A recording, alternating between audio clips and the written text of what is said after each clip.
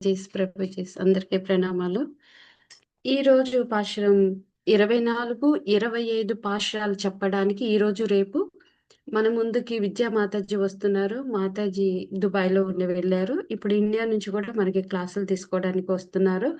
మాతాజీ గురించి చెప్పాలంటే ఒక్క విషయంలో విద్య, వినయ సంపన్నే అన్నట్లు ఉంటారు. Welcome Mataji. Hare Krishna.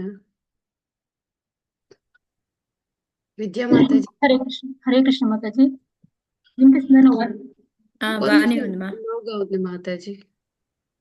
Thank you డోమదర్ ప్రేమి మాతాజీ. హరే కృష్ణ. విద్యా వినయ సంపన్ని అన్నారు. విద్య నా పేరైనా కూడా నాకు ఇంకా విద్య అనేది ఇంకా అంత ఎక్కువ ఏం లేదు అక్కడ. అది మీ అందరి బ్లెస్సింగ్స్ తోటి ఏదో కొంచెం ట్రై చేస్తాను మాతాజీ ఈరోజు చెప్పేందుకు. హరే హరే కృష్ణ.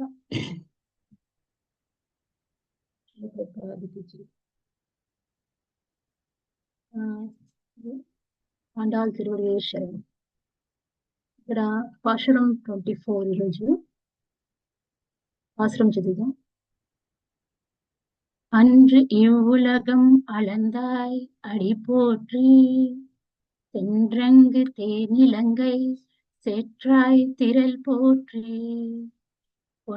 கொன்று ஜகடம் உடைத்தாய் புகழ் போற்றி, கன்று குனில் இருந்தாய் கழல் போற்றி, குன்று குடையாய் எடுத்தாய் குணம் போற்றி, வென்று பகை கெடுக்கும் நின் கையில் வேல் போற்றி, என்றென்றும் உன் சேவகமே எதுபறை கொள்வான், இன்று எம் வந்தோம் இருங்கையிலே ఎంపావాయ్.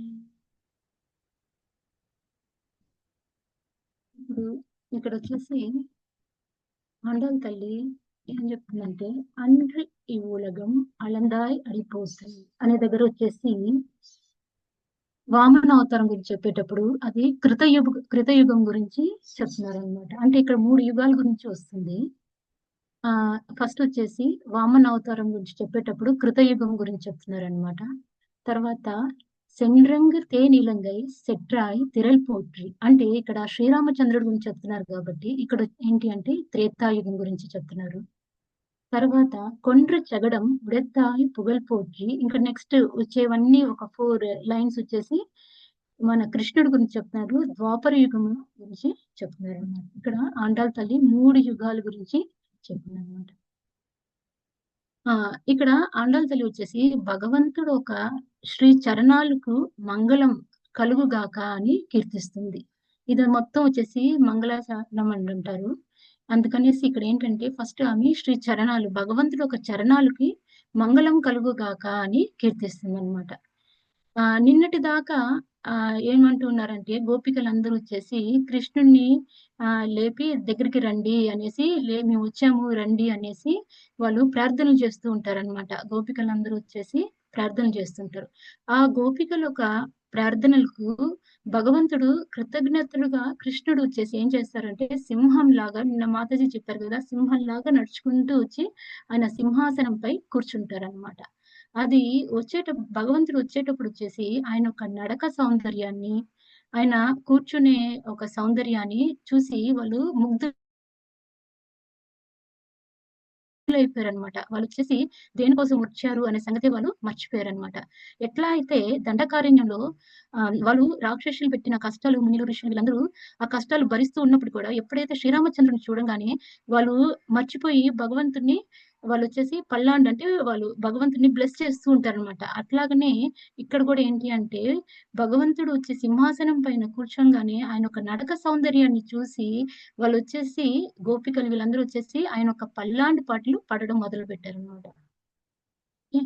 కృష్ణుడు లేచి సింహం లాగా నడుచుకుంటూ వచ్చేటప్పుడు ఏమిటి, ఆయన కాలు మామూలుగా ఆయన శరీరం మొత్తం వచ్చి పువ్వులాగా చాలా కోమలంగా కలిగి ఉంటుంది కదా. అందుకని వాళ్ళు అంటారనమాట, పువ్వులాగా కోమలంగా శరీరం కలిగిన వాడా ప్రేమతో మా దగ్గరికి రా అనేసి పిలుస్తారనమాట. పిలిస్తే సుకుమారంగా కృష్ణుడు వచ్చి అలా అలా నడుచుకుంటూ వస్తే ఆయన కాలు వచ్చేసి చాలా ఎర్రగా కవిలిపోయాడు అనమాట. అది చూడంగానే ఈ ఒక గోపికలు ఐ మీన్ ఆండాళ్ళ తల్లి వీళ్ళు ఈ గోష్ఠి అంతా ఏం చెప్తారంటే, అయ్యో మా కోసమే కవిలిపోయినాయా ఆ పాదాలు, మా భక్తుల కోసం నువ్వు నిరంతరం శ్రమిస్తూనే ఉంటావు కదా కృష్ణ. ఎందుకంటే భగవంతుడు ఎప్పుడు ఎవరు పిలిచినా కూడా సరే వెంటనే పరిగెడుతూ వచ్చేస్తారనమాట. ఇప్పుడు మనం చూసామంటే ద్రౌపది పిలిచినప్పుడు గాని, గజేంద్రుడు పిలిచినప్పుడు గాని, పాండవులు పిలిచినప్పుడు గాని, ఎప్పుడు గాని భగవంతుడు అవైలబుల్ గా, అంటే వాళ్ళు ఎప్పుడు పిలిస్తే, భక్తులు ఎప్పుడు పిలిస్తే భగవంతుడు ఏదో ఒక రకంగా వాళ్ళని రక్షించడానికి పరిగెడుతూ వచ్చేస్తాడనమాట. అందుకని ఎప్పుడు భక్తుల కోసం, ఎప్పుడు భక్తులు పిలిచినా కూడా పరిగెడుతూ వచ్చేస్తావు కదా, అందుకని నీ ఒక పాదాలు ఇలా కవిలిపోయి ఉన్నాయా అనేసి ఈ ఆండాళ్ గోష్ఠి అంతా చాలా బాధపడతారనమాట. అందుకని అలాగే ఈ గోపికలు అంటే వాళ్ళ భక్తిలో అంత ఇదిగా ఉన్నారు కాబట్టి వాళ్ళు అలా భావిస్తారనమాట. అందుకని భగవంతుడికి మంగళం పాడుదామని అనుకుంటారనమాట. అంటే వచ్చింది దేనికి అనే సంగతి మర్చిపోయి భగవంతుని ఒక పాదాలు చూడంగానే ఆయన మంగళం పాడాలి అనేసి అనుకుంటారనమాట. నెక్స్ట్ వచ్చేసి అన్రు ఈ ఉలగం అలందాయ్ అడిగి పోట్రి అంటే అయ్యా మీరు వచ్చేసి దేవతలందరినీ కాపాడుకోవాలని మీరు వామనుడుగా అవతరించారు. తర్వాత త్రివిక్రమార్కుడుగా యొక్క అంటే భారీ రూపాన్ని ధరించారనమాట. ఆయన వచ్చేసి స్వర్గానికి అంటే ఆయన కాలు చాచినప్పుడు ఏంటి స్వర్గలోకానికి వెళ్ళినప్పుడు ఆ పాద పద్మల నుండి వచ్చిన పవిత్రమైన జలాలతో వాటినన్నిటిని పవిత్రం చేశారనమాట. అందుకని ఆ పాదాలను అలా అంటే ఆయన పెంచుకుంటూ ఉన్నారు కదా, అందుకని మీ పాదాలు కవిలిపోయినాయా అనేసి అనుకుంటారనమాట. అంటే ఒక్కొక్క పాదం వచ్చేసి 3 పాదాలు అడుగుతారు కదా భగవంతుడు ఆయన వచ్చినప్పుడు. సో అప్పుడు వచ్చేసి భూలోకాలకి అంటే భూలోకాలకి కొల్చారు ఒకసారి. రెండో పాదం వచ్చేసి పైలోకాలని కొల్చారు. తర్వాత ఎక్కడ అంటే బలి మహారాజ్ ఏం చేస్తాడు, ఆయన ఒక శిరస్సుని చూపిస్తాడు అనమాట. బలి ఒక శిరస్సుపై పాదాల్ని మోపారనమాట. అందుకనేసి హనుమాచార్యులు ఏం పడతారంటే, బలి తల మోపిన పాదము బ్రహ్మ కడిగిన పాదము అనేసి అన్నమాచార్యులు కూడా పడతారనమాట. సో అంతే అటువంటి ఒక పాదాలకి మంగళం పాడుదాము అనేసి ఈ గోపికలు అనుకుంటారనమాట. ఇప్పుడు బలి కూడా ఎక్కడున్నారు, భూమి మీదే కదా ఉన్నారు. అది 3వ పాదం ఎలా లెక్క అవుతుంది అంటే, బలి అంటే ఏంటి అంటే బలం కలిగిన వాడు అనమాట. మామూలుగా అంటారు కదా, గుని అంటే గుణాలు కలిగిన వాడు, చక్రి అంటే చక్రం కలిగిన వాడు. అంటే మనం విష్ణు సహస్రనామాలు చదువుతాం కదా, శంకి చక్రి చ నందకి శ్రీమన్నారాయణ విష్ణు శ్రీ వాసుదేవోభి రక్షితు అంటే శంఖాన్ని కలిగిన వాడు శంఖి అని కూడా మనం పిలుస్తాం అనమాట. అట్లాగా ఈ బలి అంటే ఏంటి అంటే బలం కలిగిన వాడు. ఏం బలం ఉంది బలి దగ్గర అంటే అహంకారం అనే బలం అనేది ఉందన్నమాట. అహంకారం చాలా ఎక్కువ ఉందన్నమాట ఈ బలి మహారాజ్కి. అందుకని ఎటువంటి అహంకారం అంటే, నేను ఇవ్వలేను అనే వస్తువు లేనే లేదు, నేను ఎవరు ఏ వస్తువు అడిగినా కూడా ఇచ్చేస్తాను అనేసి అంటారనమాట. మనకి కూడా అంతే అలాంటి అహంకారమే ఉంది. ఎట్లా అంటే, నేను ఏ పనైనా నేనే చేసేస్తాను, నాకు మించిన వాడు ఈ లోకంలోనే లేదు అనేసి అనుకుంటారనమాట. అంటే నాకుండే గొప్ప, నేనే చాలా గొప్పవాడిని, నాకే అన్ని తెలుసు, నేను చెప్పే జ్ఞానమే పెద్ద అంటే అదే ఇంకా అనేసి అంటారనమాట. ఇంకా ఆడవాళ్ళంటే నేను వంట చాలా బాగా చేస్తాను, నాకన్నా ఇంకెవరు చేయలేరు, వాళ్ళు బాగాలేదు వీళ్ళు అంటే ఏంటంటే ఆ గర్వం. ఏదైనా మనలో ఒక ప్లస్ పాయింట్ గాని ఉంది అంటే అది భగవంతుడు ఒక కృప అనే విషయాన్ని అర్థం చేసుకోకుండా అన్ని నేను లేకపోతే ఇంకెవరు ఏం చేయలేరు, అన్నిటికి నేనే ఉండాలి అనే ఒక అహంకారం అనేది ఉంటదన్నమాట. సో అటువంటి అహంకారాన్ని కూడా భగవంతుడు తొలగించి వేస్తారనమాట. ఎప్పుడైతే మనం భగవంతుడు ఒక శరణాగతి పొందుతామో అప్పుడే ఇది వచ్చేసి అహంకారం అనేది తొలుగుతుంది అనమాట. ఓకే. అందుకే భగవంతుడు పాదాలు అంటే ఎప్పుడు మనం ఏం చెప్తారు, సరెండర్ టు ది లార్డ్ అంటే భగవంతుడు ఒక లోటస్ ఫీట్ కి మనం ఎప్పుడు సరెండర్ అవ్వాలి అనేసి అంటనమాట.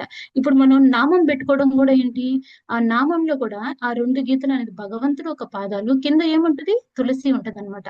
ఆ తులసి దళానికి అంత అంటే ఆండాళ్ళ తల్లి కూడా ఏం చెప్తది అంటే, కృష్ణుడు ఉన్నాడు అని ఎలా మనం తెలుస్తుంది అంటే తులసి దళాల ఒక వాసన ద్వారాన్ని మనం తెలుసుకుంటాము అనేసి అంటదనమాట. అంటే మనం ఈ గర్వాన్ని ఎలా పోగొట్టుకోవాలి అంటే, మనం ఎప్పుడు ఇండిపెండెంట్ కాదనమాట. మనం వచ్చేసి భగవంతుడి మీద పూర్తిగా మనం ఆధారపడిపోయినాం. ఏంటది సూత్రే మణి ఘనా ఇవ. అంటే ఎట్లా ఒక దారంలో పూసలన్నీ ఆధారపడి ఉంటదో అట్లాగనే మనందరం కూడా భగవంతుడి మీదే ఆధారపడి ఉన్నాము అనే విషయాన్ని మనం ఎప్పుడు మర్చిపోకుండా ఉన్నాము అంటేనే ఏంటి, మనలో ఉండే అహంకారం అనేది తొలగిపోతది. అందుకే మనకి బాగా తెలుసు, ఇంకోళ్ళకి ఆ విషయం తెలియదంటే మన చిన్న చూపు చూస్తాం, ఇది కూడా తెలియదా అనేసి అంటాం అనమాట. కానీ చెప్పాలంటే మనకి తెలుసు అంటే అది భగవంతుడు ఒక కృప. తెలియదంటే వాళ్ళకి చెప్పించాలే కానీ మనం వచ్చేసి వాళ్ళని ఇదిగా చూడకూడదు అనమాట. అందుకని భగవంతుడు ఒక పాదాలకి మంగళం పాడదాము అనేసి ఇక్కడ గోపికలు అంటారనమాట. ఓకే. అంటే మంగళం పాడే అంత గొప్ప వాళ్ళము మనము అనేసి మనం అనుకోవచ్చు. ఏంటంటే ఇప్పుడు మంగళం అనేది ఏంటి అంటే, ఇప్పుడు ఏం చేస్తాము, ఒక ఆరతి అనేది ఎందుకు ఇస్తాము అంటే, ఇప్పుడు భగవంతుడికి దిష్టి తీస్తారనమాట. ఎందుకు దిష్టి తీస్తారు అంటే, ఇప్పుడు ఎంతో మంది వచ్చి భగవంతుడిని చూస్తారు కదా, చూసినప్పుడు దిష్టి తగలకూడదు అనేసి తీస్తారు.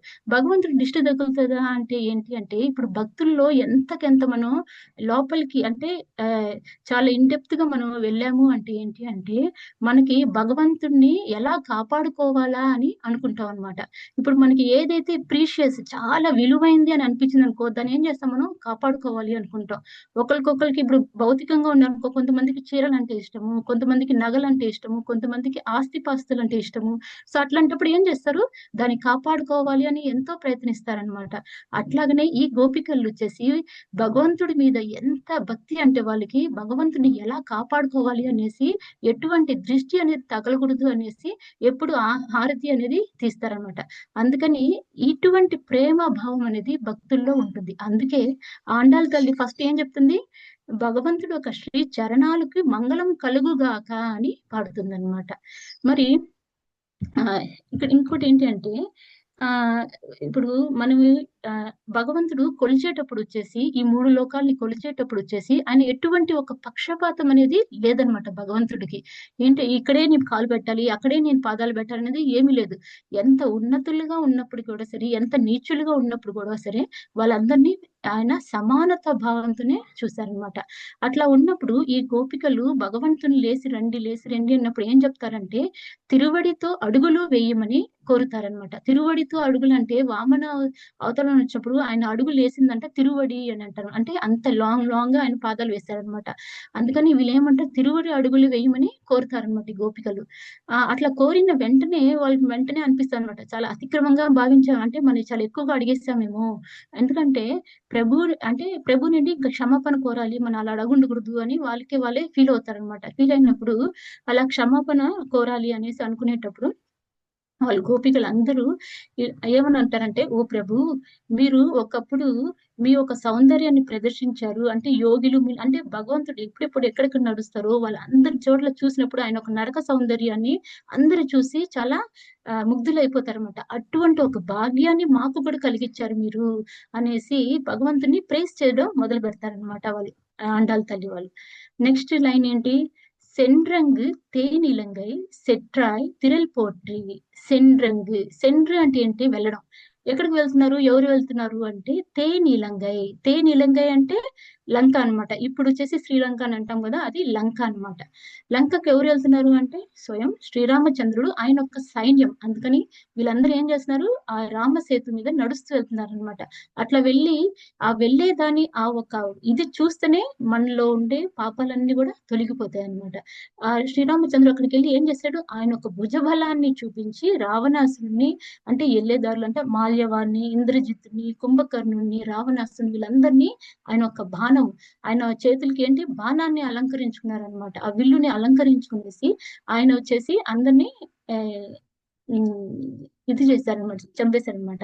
సో ఏంటి అంటే ఇక్కడ ఏం చెప్తారంటే, ఆమె ఇక్కడ వచ్చేసి మన పాదాల గురించి చెప్పేటప్పుడు ఇక్కడ చేతుల గురించి చెప్తున్నారు ఏంటా అని అనుకుంటే, ఇక్కడ ఏం చెప్తారంటే ఆయన లంకకి ఎందుకెళ్లారు, సీతమ్మ తల్లిని తిరిగి తీసుకురావడానికి కోసం, ధర్మ స్థాపన చేయడానికి కోసం, విభీషణుడిని రాజు చేయడానికి, ఈ లంకకి ఒక గొప్ప రాజుని ఇవ్వాలనే ఉద్దేశంతోటి భగవంతుడు లంకకి వెళ్తారు కదా.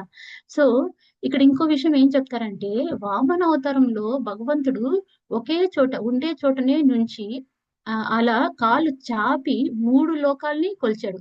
కానీ శ్రీరామచంద్రుడు మాత్రం అయోధ్య నగరం నుంచి నడుచుకుంటూ ఎక్కడికి వెళ్తారు? రావణాసుడు ఒక లంకకు చేరుకున్నారనమాట. అది వెళ్లే దారి అంతా చాలా ఈజీగా మనం ఇప్పుడు రోడ్లో అన్ని వెళ్తున్నాం అట్లా అంతా ఉంటుంది. అది ఎట్లా అంటే చాలా అడవి ప్రాంతంగా ఉంటుందంట. మొత్తం కూడా అక్కడ వచ్చేసి ఆయన అడుగులు పడి ఉన్నాయి అనమాట. అందుకని అందరూ ఆయన వెళ్లే దారి అంతా వచ్చేసి కొంతమంది మునిల్ని, ఋషుల్ని, యోగుల్ని అందరినీ తన ఒక అద్భుతమైన సాంగత్యాన్ని కలిగిస్తూ అక్కడ రావణాసుడిని అంటే అక్కడ రావణాసుడు ఒక ప్లేస్ కి ఆయన వెళ్ళారనమాట.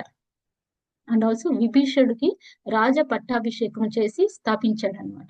సో ఇవంతా ఏంటి అంటే ఇప్పుడు మన పాదాల గురించి చెప్పుకున్నాము అంటే శ్రీరామచంద్రుడు వచ్చేసి ఆ అడవిలోకి నడిచేటప్పుడు ఎన్నో ముళ్ళులు ఉండేవన్నమాట. అలా ముళ్ళులు ఉన్నప్పుడు అవంతా ఆయన పాదాలకి గుచ్చుకుని ఉండిపోయాయి. అప్పుడు ఒక దగ్గరికి వెళ్ళిన తర్వాత శ్రీరామచంద్రుడు పడుకుంటే అప్పుడు లక్ష్మణుడు ఏం చేస్తాడు? భగవంతుడి సేవ కదా నిత్యం ఆయనకి. ఆయన ఏం చేస్తాడు? ఆయన భగవంతుడు ఒక పాదాలని పట్టుకొని ఆయన పడుతూ ఉంటాడనమాట. పడుతూ ఉంటే ఆయన ఒక శ్రీపాదాల నుంచి మొత్తం ముళ్ళు గుచ్చుకున్నాయి అనమాట. ఆయన కాలంతా బ్లడ్ వస్తుంది అనమాట. లక్ష్మణుడు దాన్ని చూడలేకపోతాడు. అయ్యో ఏంటబ్బా నా స్వామికి ఇంత కష్టము అనేసి చాలా బాధపడతాడు అనమాట. బాధపడేటప్పుడు లక్ష్మణుడికి వచ్చేసి అది తీసేద్దాము అనే ఉద్దేశంతో అది తీయబోతూ ఉంటే అప్పుడు స్వామి అంటారనమాట, వద్దు అనేసి అంటారనమాట. అప్పుడు లక్ష్మణుడికి చాలా బాధేస్తుంది. అయ్యో ఇంత కష్టపడుతున్నాడే నా స్వామి అనేసి చాలా బాధపడతాడు అనమాట. అప్పుడు లక్ష్మణ స్వామి ఏం చేస్తాడంటే వెళ్ళి ఎవరు చెప్తాడు? సీతమ్మ తల్లికి చెప్తాడనమాట. సీతమ్మ తల్లికి వెళ్ళి చెప్తారు, ఎన్ని ముళ్ళులు గుచ్చుకున్నాయమ్మా, ఆయన పాదాలు ఎంత కోమలంగా ఉంటాయి, నువ్వైనా తీయమ్మా అని అంటాడనమాట. అప్పుడు సీతమ్మ తల్లి వచ్చేసి మెల్లగా వచ్చి సుకుమారంగా స్వామికి కూడా స్పృహ కలగకుండా తీయబోతూ ఉంటదన్నమాట. అప్పుడు స్వామి లేచి వద్దు తీయొద్దు అనేసి అంటారనమాట. అప్పుడు సీతమ్మ తల్లి లక్ష్మణుడు ఇద్దరికి ఎందుకు భగవంతుడు ఇంత కష్టం అనుభవిస్తున్నారు, ఎందుకు తీయొద్దు అంటున్నారు అనేసి. ఎందుకంటే వీళ్ళకి భగవంతుడికి ఏదైనా బాధ అంటే భక్తులకి చాలా బాధ ఉంటుంది. అట్లాగే సీతమ్మ తల్లి లక్ష్మణుడు వీళ్ళిద్దరు చాలా బాధపడుతూ అడుగుతారనమాట, ఎందుకు స్వామి మీరు తీయద్దు అంటున్నారు, అది ఎంత కష్టంగా ఉంటది అనేసి అంటారనమాట.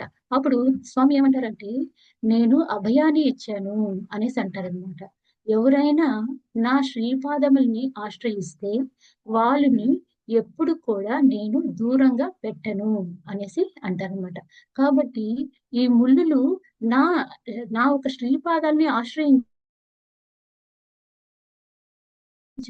దానిని నేను ఎలా తొలగించను అని అన్నారనమాట. అది భగవంతుడు ఒక కృప. మనం కూడా ముళ్ళు లాంటి వాళ్ళమే. ఎందుకంటే భగవంతుడిని ఆశ్రయించామన్న పేరుతో మనం ఏం చేస్తాము? భగవంతుడికి ఇబ్బందులు కలిగిస్తాం. ఎట్లాగా అంటే ఎందుకంటే భగవంతుడు మనం ఆశ్రయించామంటే ఆల్రెడీ భగవంతుడు వదలడు అని మనకు తెలుసు కదా. అందుకని మనం ఏం చేస్తామంటే ఈ వ్రతం ఆ వ్రతం చేస్తామన్న దాంతో మనం ఏం చేస్తాము? అది కావాలి ఇది కావాలి అనేసి కూడా మనం కోరుతాం అన్నమాట. అలా కోరేదాని వల్ల ఏమనిపిస్తుంది? అంటే ఆ వ్రతం అనేది మనం భగవంతుడు ఒక ప్రీత్యర్థం కోసమే చేయాలి, కానీ మనకి నాకు ఇది కావాలి అది కావాలనే దానికోసం చేయకూడదు అనమాట. అట్లాగనే మనం ఎట్లా వ్రతం తీసుకుంటామో అట్లాగనే భగవంతుడు కూడా ఒక వ్రతం చేస్తారు. ఏంటి అంటే ఏంటంటే నా ఒక ఆశ్రయం తీసుకున్న వాళ్ళని నేను ఎప్పుడు వదలను అనే వ్రతాన్ని భగవంతుడు చేస్తారనమాట. సో అటువంటి ఒక పాదాలకు వందనం పాడుదాం అనేసి ఇక్కడ ఆండాళ్ళ తల్లి అంటారనమాట. ఇప్పుడు మన శరీరం కూడా ఎట్లాంటంటే ఒక లంక లాంటిది అనమాట. ఒక లంక. ఆ లంకలో ఇప్పుడు ఎవరో ఇందాక చెప్పుకున్నాం మనం, రావణాసుడు, కుంభకర్ణుడు, విభీషణుడు వీళ్ళందరూ ఉంటారు కదా. సో ఇక్కడ ఏంటి అంటే రావణాసుడు వచ్చేసి రజోగుణానికి ప్రతీత, కుంభకర్ణుడు వచ్చేసి తమో గుణానికి ప్రతీత, విభీషణుడు వచ్చేసి సతో గుణానికి ప్రతీత. మనకి యాక్చువల్ గా 2 ధర్మాలు ఉన్నాయన్నమాట. ఒకటి సామాన్య ధర్మము, ఇంకోటి వచ్చి విశేష ధర్మము. ఈ సామాన్య ధర్మం అనేది ఏంటి అంటే మన తల్లిదండ్రులను గౌరవించడము, పెద్దవాళ్ళని గౌరవించడం, గురువుల్ని గౌరవించడము, ఇవన్నీ చేయడం అనేది సామాన్యమైన ధర్మం అన్నమాట. ఇది ఎప్పుడు మనం గౌరవించడం అనేది ఉంటది అంటే ఎప్పుడు ఉంటది అంటే ఎప్పుడైతే అంటే మనకి వెల్ విషర్ గా ఉండే వాళ్ళు ఎలా ఉండాలి? మనకి భాగవతంలో కూడా ఒక శ్లోకం ఎక్కడో వస్తుంది, నాకు సరిగ్గా గుర్తులేదు. అది దాంట్లో ఏం చెప్తారంటే ఎవరైతే మనకు వచ్చేసి అంటే భగవంతుడి గురించి చెప్పి భక్తి మార్గంలోకి తీసుకొస్తారో అప్పుడు వాళ్ళని మనం చాలా గౌరవించాలి. ఒక తండ్రి స్థానం ఉన్నా సరే, గురువు స్థానం ఉన్నా మనకి ఇంటికి ఒక మార్గదర్శిగా ఒక పెద్దవాళ్ళు ఉన్నా కూడా సరే, వాళ్ళు భగవంతుడిని మనకి అంటే గురించి చెప్పాలన్నమాట. తెలీదు కదా మనకి. అందుకని వాళ్ళకి చెప్పాలన్నమాట. సో, అట్లాగా మనం తీసుకొనొస్తే వాళ్ళని మనం గౌరవించాలి. ఇప్పుడు మనం చూసామంటే రావణాసుడు, విభీషణుడు వీళ్ళిద్దరు ఎవరు? అన్నాతమ్ముళ్ళు కదా! అన్నాతమ్ముళ్ళు ఉన్నప్పటికి కూడా మీరేం చేస్తారు? విభీషణుడు భగవంతుడు ఒక భక్తుడు. రావణాసుడు భగవంతుడికి అభక్తుడనమాట. విరోధిగా ఉంటాడనమాట.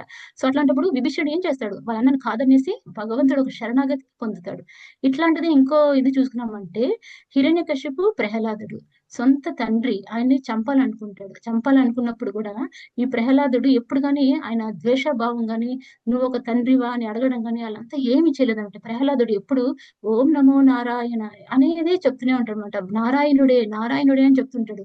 సో, ఎప్పుడు గాని ఆయన ఒక వినయంగానే ప్రహ్లాదుడు ఆయన్ని చెప్తూ ఉంటాడనమాట వాళ్ళ తండ్రికి. సో, అట్లా ఉన్నప్పుడు కూడా ఎప్పుడు భగవంతుడు ఎన్ని హింసలు పెట్టినా కూడా సరే భగవంతుడు ఒక పాదాల్ని ప్రహ్లాదుడు ఎప్పుడు వదలలేదనమాట.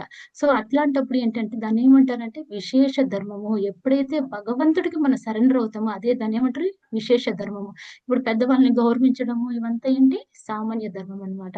సో, అందుకని ఎప్పుడైతే భగవంతుడు ఒక పాదాల్ని మనం ఆశ్రయించామో అప్పుడు ఆటోమేటిక్ గా భగవంతుడు ఒక భక్తులు కూడా గ్లోరిఫై అంటే వాళ్ళు కూడా మహిమ చేస్తారనమాట. ఇప్పుడు విభీషణుడు, ప్రహ్లాదుడు వీళ్ళందరికీ ఏముంది? వాళ్ళ బ్యాక్‌గ్రౌండ్ ఏముంది? ఓన్లీ వాళ్ళేంటి?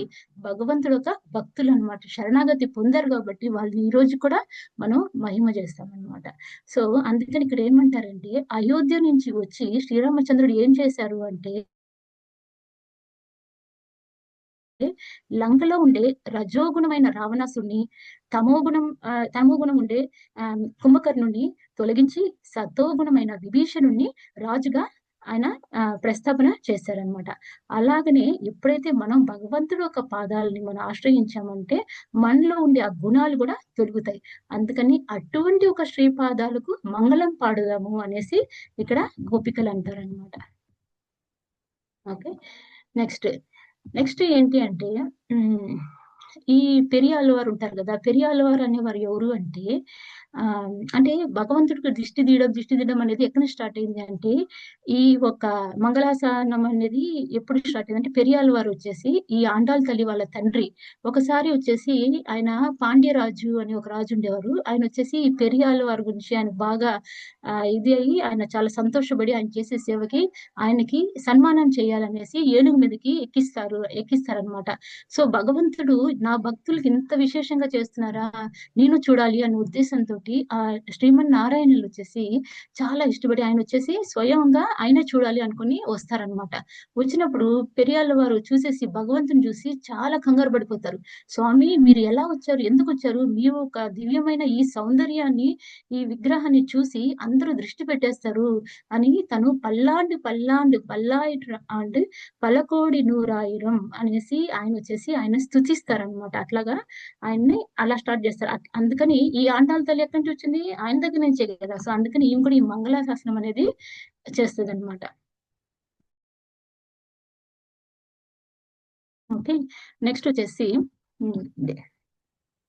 మనం చూసామంటే శ్రీరామచంద్రుడు కూడా వాళ్ళ తండ్రి ఎప్పుడైతే అంటే దశరథ మహారాజు కూడా శ్రీరామచంద్రుడు ఇంకా అడవికి వెళ్ళిపోతారు అన్నప్పుడు ఆయన కూడా ఆయనకి ఎటువంటి ఆటంకాలు రాకూడదు, ఏది చేసినా కూడా విజయమే సాధించాలి అని ఆయన కూడా అట్లాగనే భగవంతుణ్ణి అంటే స్తుతి పాటలు ఆయన కూడా పాడతారనమాట. అంటే అది ముందు నుంచి అట్లాగనే ఎప్పుడైతే భక్తులు ఎంతకెంత ముందుకెళ్తారో భగవంతుని కాపాడుకోవాలి అనేసి వాళ్ళు ఎప్పుడు పాడుతూనే ఉంటారనమాట. నెక్స్ట్ ఎప్పుడైతే ఈ రాముడి గురించి చెప్తుందో, ఓహ్! మనం కృష్ణుడి దగ్గరకొచ్చాం గదా! రాముడి గురించే చెప్తుందా అనేసి అనుకుంటాననేసి వెంటనే ఈ ఆండాళ్ళ తల్లి ఏం చెప్తది అంటే, "కొండ్రు చెగడం ఒడెత్తాయ్ పుగల్ పోట్రి" అనింది. కొండ్రు చెగడం అంటే కొండ్రు అంటే చంపడం. చెగడం అంటే ఏంటి? మనం చదువుకున్నాం గదా! ఇక్కడ చూసామంటే ఆహ్ ఇప్పుడొచ్చి శ్రీకృష్ణుడు ఒక లీల గురించి ఆమె మహిమ చేస్తుంటది. మొట్టమొదటి ఈ ఒక శకటాసురాన్ని గురించి చెప్తదనమాట. శకటాసురు అనే వాళ్ళొచ్చేసి ఏంటి అంటే ఇప్పుడు యశోదమ్మ తల్లి ఏం చేస్తదంటే శ్రీకృష్ణుడిని బండి కింద ఒక చీర కట్టి కృష్ణుడిని పడుకోబెడుతది.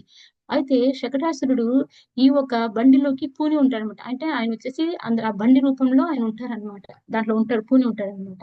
ఈ బండిలో ఈ అసురుడు ఉన్నాడు అని తెలుసుకొని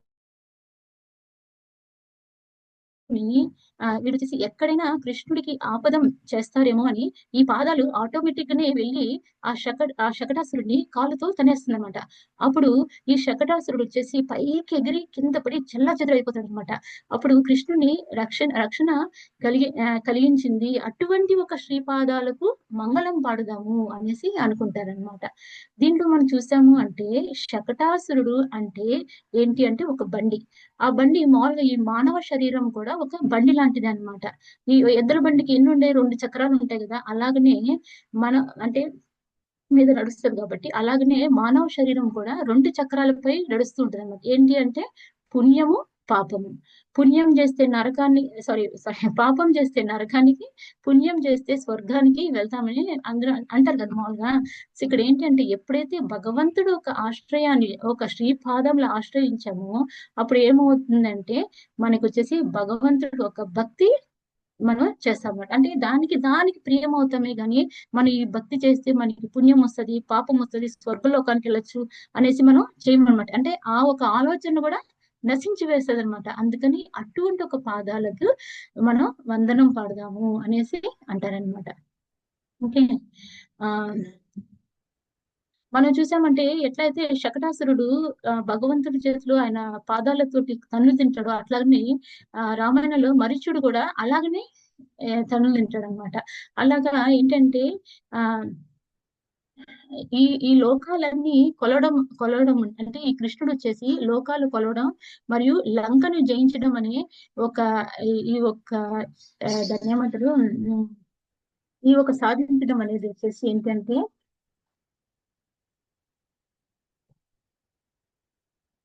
హరే కృష్ణ. మనకి యాక్చువల్గా ఈ భాగవతంలో కూడా మనకి 10:25-18 అక్కడ దాని గురించి శకటాసురుడి గురించి మనకు చెప్తారు. ఏంటి ఆ శ్లోక అంటే తస్మాన్ మచ్చరణం గోష్టం మన్నాతం మత్పరిగ్రహం గోపాయే స్వాత్మయోగేన తోయం మే వ్రత ఆదితః. అంటే ఏంటి అంటే నేను ఈ దివ్యమైన ఈ ఒక ఇది కదా ఈ శకటాసురుడు ఉన్నాడు కదా, ఈ గోపి సమాజాన్ని రక్షించే బాధ్యత నా మీద ఉంది. ఎందుకంటే నేను వాళ్ళొక ఆశ్రయాన్ని నేనే వాళ్ళొక యజమాని అనమాట. అందుకని వారు నా సొంతము. అందుకని అటువంటి వాళ్ళని నా భక్తులు అంటే అదే కాకుండా వాళ్ళు ముఖ్యంగా ఏంటి ఆయన ఒక భక్తులు అనమాట. అందుకని నేను రక్షించడమే నా ఒక ప్రతిజ్ఞ అనేసి ఇక్కడ భగవంతుడు చెప్తారనమాట. ఇది వచ్చేసి 10:25-18. ఓకే. నెక్స్ట్ కంట్రి కునిల్ వెరిందాయ్ కడల్ పోట్రి అంటే ఏంటి అంటే యాక్చువల్ గా ఇక్కడ ఏంటంటే ఇది ఒక స్పెషల్ ఏంటంటే ఇక్కడ 2 అసురుల్ని ఒకేసారి చంపుతాడు అనమాట కృష్ణుడు. యాక్చువల్లీ ఒక చిన్న దూడ రూపంలో ఒక అసురుడు వస్తాడు, ఆయన పేరు ఏంటంటే వత్సాసురుడు. నెక్స్ట్ ఒక చెట్టు రూపంలో ఇంకో అసురుడు వస్తాడు, ఆయన ఏంటి కపితాసురుడు అనమాట. ఈ 2 అసురుల్ని ఒకేసారి చంపుతాడు అనమాట. ఎట్లా చంపుతాడు అంటే ఎప్పుడైతే ఈ వత్సాసురుడు భగవంతుని అటాక్ చేస్తాడు అంటే దాని గురించి కూడా మనకి ఎక్కడ ఉంటది అంటే 10:36-10 లో భాగవతంలో 10:36-10 లో ఉంటది అనమాట. దాంట్లో ఏం చెప్తారు అంటే ఒక నిమిషం.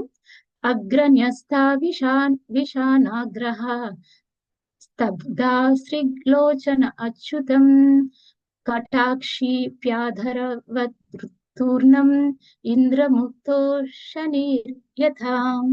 దీంట్లో ఏం చెప్తారంటే ఆ వత్సాసురుడు వచ్చేసి ఎట్లా అంటే తన కొమ్ములు చాలా షార్ప్ గా ఉంటాయి అనమాట. ఎట్లా అంటే భగవంతుడు మీదకి ఆయన వచ్చేసి చాలా భయంకరంగా దూసుకొచ్చేస్తూ ఉంటాడు.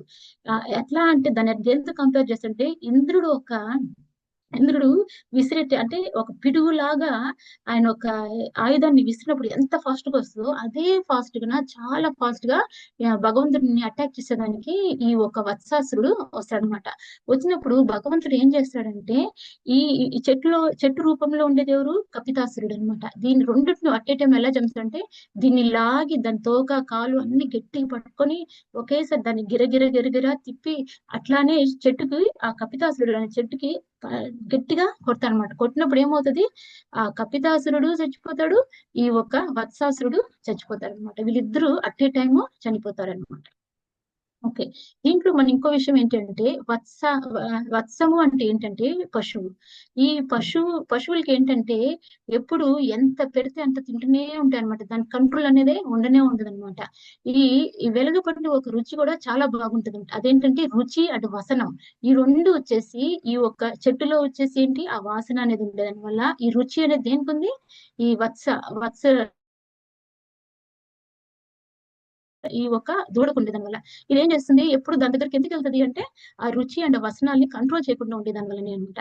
మనం కూడా ఏంటి అంటే మనకి రుచి అంటే వాసన ఈ రెండు ఏంటి అంటే మనం కూడా చాలా కంట్రోల్ లేకుండా ఉండే దాని వల్ల మనం ఏం చేస్తాము దానికి ఇక్కడికి పరిగిస్తూనే ఉంటాం. ఇప్పుడు మనం మన మానవ జన్మలో కూడా ఏంటి అంటే ఈ నాలుక ఏదైతే చెప్తుందో ఏదైతే ఇది తినాలా అనిపించింది అనుకో వెంటనే పోయి కొన్ని వెంటనే పోయి ఒకవేళ నేను ఇది చెప్పాను అనుకో వెంటనే ఆ పని చేసేయాలంటే ఈ నాలుక వల్ల మనం చెప్పే విషయాలు గాని చేసే పనులు గాని ఏమవుతుందంటే మనం వచ్చేసి కంట్రోల్ అనేది బాడీకి ఎప్పుడు కంట్రోల్ అనేది ఉండాలన్నమాట. మన శరీరం అనేది ఒక టెంపుల్ లాంటిది. ఎందుకంటే స్వయం భగవంతుడే దాంట్లో మన శరీరంలో పరమాత్మ స్వరూపంలో ఉన్నారు కాబట్టి ఈ బాడీని వచ్చేసి మనం చాలా గుడ్ హ్యాబిట్స్ తోనే ఎందుకంటే ఈ శరీరం ఉండేది ఎందుకు భగవంతుడు సేవ చేసేదానికి. సో అందుకని ఆ సేవకు ఉపయోగపడేలాగా ఈ శరీరాన్ని మనం కాపాడుకుంటూ ఉండాలి. మన డైట్ ని కూడా మనం కంట్రోల్ చేసుకోవాలన్నమాట. మన డైట్ ని ఒక హైయర్ పర్పస్ అంటే ఒక పెద్ద విషయాల కోసం మనం ఏం చేయాలి కొన్ని విషయాలు మనం వదిలేసుకోవాలి. అందుకే మనకి ఫస్ట్ ఈ వ్రతం చేసే ముందు ఏం చెప్తారు ఏమేమి పనులు చేయాలి ఏమేమి పనులు చేయకూడదు అనేది. ఏదైనా కానీ భగవంతుడితో మనం చేసేటప్పుడు ఏదైనా హయ్యర్ పర్పస్ కోసం మనకి ఏం చేయాలి ఏవి తినాలి ఏవి తినకూడదు ఏమి చేయాలి ఏమి చేయకూడదు అనేది ముఖ్యంగా మనం తెలుసుకోవాలి అనమాట. అండ్ ఆల్సో భగవంతుడికి సహనం అనేది చాలా చాలా ఎక్కువ అనమాట. మనం వచ్చేసి ఆ మనం ఒక ఫేవరబుల్ మనకి నచ్చిన విషయాలు మనం వచ్చేసి ఏం చేస్తాము ఓకే నేను వచ్చేసి ఈ ఫేవరబుల్ గా ఉండే థింగ్స్ అంతా మనం ఈజీగా చేసేస్తాం. కానీ ఎప్పుడైతే మనం చేంజ్ అవ్వాలి అంటే మనకి ఆ కంఫర్ట్ జోన్ నుంచి మనం బయటకు వస్తేనే చాలా విషయాలు మనం చేంజ్ అవ్వడం అనేది జరుగుతుంట. ఇప్పుడు మనం చూసామంటే ఆ నెక్స్ట్ వచ్చేసి ఆ ఒక్క నిమిషం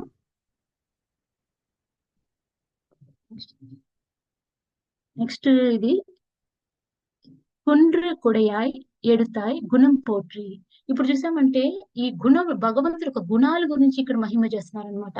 కొడయాయ్ అంటే ఏంటి గొడుగులాగా ఏం పెట్టినాడు భగవంతుడు ఈ ఒక గోవర్ధనని ఎత్తాడనమాట. వరుసగా 7 రోజులు ఈ ఈ వర్షాలు కురిపిస్తూ ఉండేదాని వల్ల ఏమవుతుందంటే చాలా బ్రజవాసులు వీళ్ళందరూ చాలా కష్టపడిపోతారనమాట. అందుకని ఈ గోవర్ధనని ఎత్తి భగవంతుడు ఆయన ఒక చిటికన వేలులో పెట్టుకొని ఈ ఒక అయ్యర్పాడి జనాలందరినీ కూడా జనాల్ని కాదు అక్కడ ఉండే గోవుల్ని గాని అందరినీ రక్షించు వాళ్ళ ఒక పోషణ అంతా కూడా భగవంతుడే చూస్తాడనమాట. దానికి రిలేటెడ్ గా వచ్చేసి 10, 25, 21 దాంట్లో ఉంటది మనకి ఏమంటుంది నాత్రాజ కార్యో మద్దస్తాద్రి నిపాతనాత్ వాత వర్ష భయే నాలం తత్రానం విహితం హివహ. అంటే దీని అర్థం ఏంటి అంటే ఈ పర్వతాన్ని ఇప్పుడు వాళ్ళందరూ ఎప్పుడైతే భయపడతారో భగవంతుడు ఒక ఆశ్రయాన్ని పొందిన తర్వాత వాళ్ళు ఆ గోవర్ధన గిరి పర్వతాన్ని ఎత్తిన తర్వాత అందరూ దాని కిందకి వెళ్ళిపోతారు కదా. సో అందుకని భగవంతుడు ఏం చెప్తాడు ఈ పర్వతాన్ని నా చేతుల నుండి పడిపోదు అంటే మీరు ఏం భయపడబాకండి. మీరు ఎంత గాలి వర్షాలు ఎంత వచ్చినా కూడా సరే మీరు ఏం భయపడకండి. ఎందుకంటే ఇప్పుడే మీరు వచ్చేసి మీ బాధల నుండి అన్నిటి కూడా విముక్తిని నేను ఇప్పుడు మీకు అరేంజ్ చేశాను. అందుకని మీరు ఎక్కడికి వెళ్ళొద్దు అనేసి భగవంతుడు వాళ్ళతో చెప్తారనమాట. సో అంత కరుణామయుడు అనమాట. ఆయన గుణాల గురించి ఆయన చెప్తారనమాట ఇక్కడ. నెక్స్ట్ ఇంకోటి కూడా చూసాము అంటే ఆ వర్షాలు వచ్చి కురిపించింది ఎవరు ఇంద్రుడు చాలా గర్వం వచ్చేసింది. అంత నేనే చూస్తున్నాను నేనే చేస్తున్నాను అని. అంటే ఎందుకంటే వాళ్ళందరూ వచ్చేసి గోవర్ధన పర్వతానికి ఇది చేస్తున్నారు కదా పూజ చేస్తున్నారు. ఆయనకి చేయకుండా ఆయనకి ఇవ్వాల్సింది ఇవ్వకుండా అలా చేసేటప్పటికి ఆయనకి కోపం వస్తుంది అనమాట.